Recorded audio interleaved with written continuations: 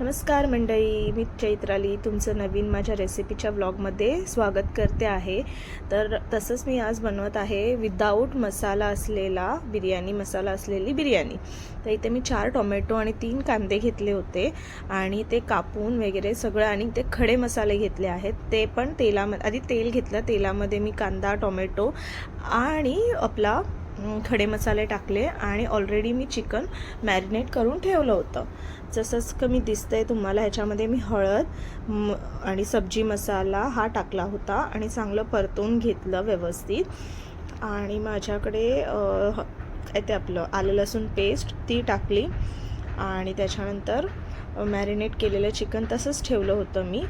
तर अर्धा एक तास असंच ठेवून मी त्याला मस्तपैकी दही लावून मॅरिनेट केलेलं, आणि थोडासा आपला दैवज्ञ समाजाचा आमचा जो मसाला असतो तो वापरतो आम्ही, म्हणजे माझ्या आईकडे, तर मी तो टाकलेला। आणि त्याच्यानंतर मी ते चिकन आपल्या त्या मॅरिनेट केलेलं कुकरमध्ये टाकलं आणि मस्तपैकी त्या तेलामध्ये परतून घेतलं आणि परतवल्यानंतर ते छान त्याला अशी वाफ दिली मेन म्हणजे। आणि जो खडा मसाला असतो ना तोच मेन होता, जो मी टाकला होता विदाऊट मसाला, म्हणजे बिर्याणीचा वापरून नसला ना। आणि हा बघा, हाच आहे तो मसाला। एक सब्जी मसाला टाकले वाटतं 2 चमचे, आणि त्याच्यानंतर लाल मसाला टाकला थोडासा, बस। तशाच प्रकारे मी तो शिजवून घेतलं चिकन छान असं। आणि त्याच्यानंतर मी राईस घेतला होता, तर तो कोलम राईस होता मेन।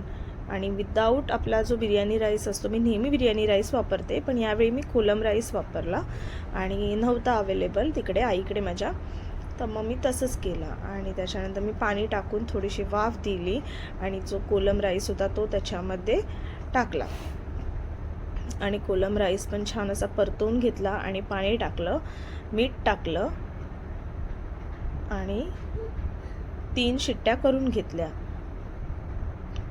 आणि मग बिर्याणी तयार।